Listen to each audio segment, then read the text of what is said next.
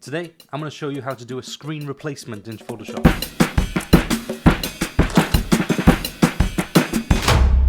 Hey guys, it's Connor here from Quick Edits. Today, we're going to be looking at how to digitally replace your screen in Photoshop. We're going to try and make it as realistic as possible using some blur, some reflections, and we're going to go through it step by step.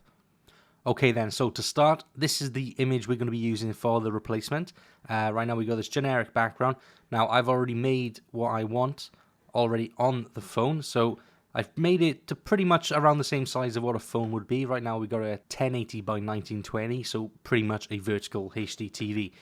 Because we're going to be using an iPhone 10, you can see here, we're going to have this notch as well and some of these rounded corners. So to make things easier for us, we're going to use this image here. I'm just going to drag it to show you what I've got here. And I've got this separate image. I found this online as well. It's pretty much just the outline, the shape of what an iPhone 10 is. So we're going to drop our image in here, size it down, it's way too big. And we're just going to try and fit this in as much as we can. Might have to stretch it just a little bit. Just going to drop the opacity so we can see what we're doing. Making sure we're covering each corner. That's looking pretty good there. And I'm going to press OK. I'm going to hide this for now. Now, the layer we're going to be using is the one underneath. Right now, we're going to erase the white in the middle here. So I'm just going to use my wand tool and erase that there. That's done a pretty good job. And we're going to grab our layer. I'm going to put it underneath. We can pull the opacity upwards now. And this is how our screen is going to look. I've decided to do this on a flat iPhone template first, so that once we've got our shape, it'll be a lot easier to match it up with the image we're going to replace. So the way we're going to cut this out now is we're going to command click on our template layer, and that's going to select everything around our screen. It's leaving us on our bottom layer. We're just going to press delete, and hopefully by hiding that layer, we've got ourselves the shape of our iPhone now. Okay, so let's just drag this over to the image we want to replace. Let's put that there, size them up. Okay, so probably the easiest way to get this to match into the screen is by using our anchor points here into our corners. If you hold Command on a Mac or Control on a PC, we can actually grab these corners and just start positioning them to the corners of our screen we want to replace. So it can be a bit fiddly, it'll take some time, shouldn't be too bad.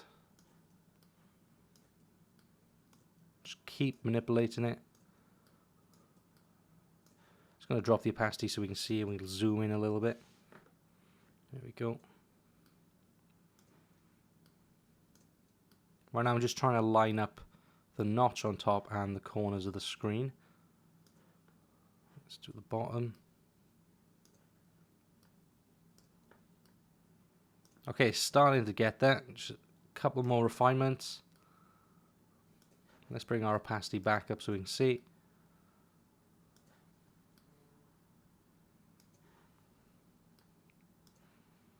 And for the sake of this tutorial, I think that's looking pretty good there. We're going to leave that there.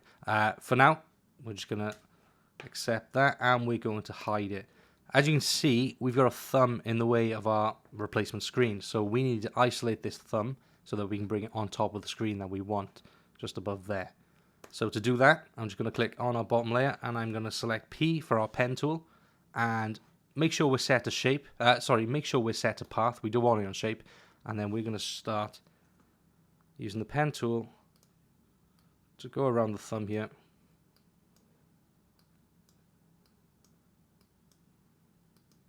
Don't have to do it all. We just need the part where it's covering the screen, just like that, and we're going to right-click.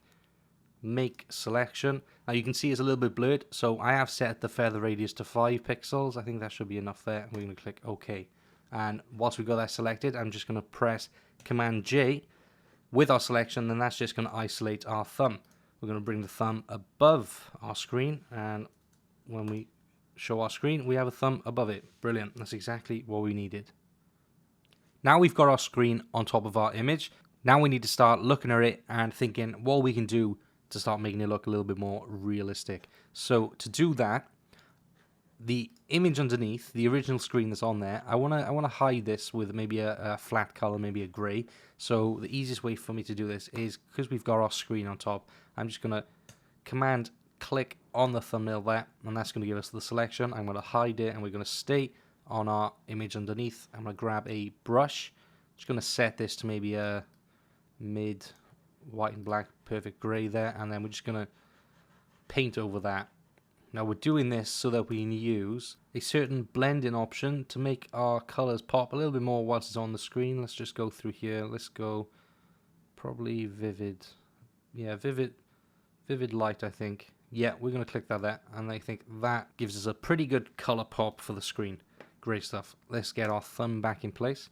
That's looking good. Now, I just want to add a quick reflection on top of our screen here, just so that it's not too flat. So again, we're going to go to our pen tool.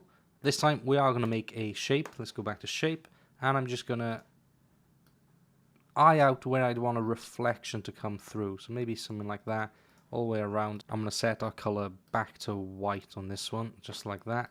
And again, using our screen we've already placed in, I'm going to press Command click on our thumbnail of our screen so that we have a selection.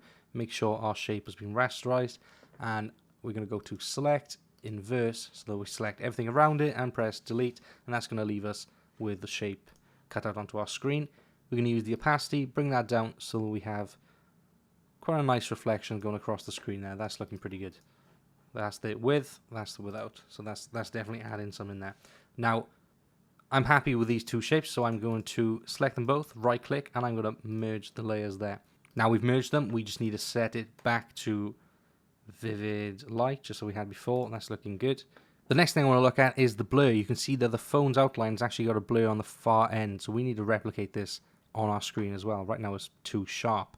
Now, the way we're going to do this is by using if you go up here into filter, we're going to use one of the blur gallery, and we're going to look at tilt shift.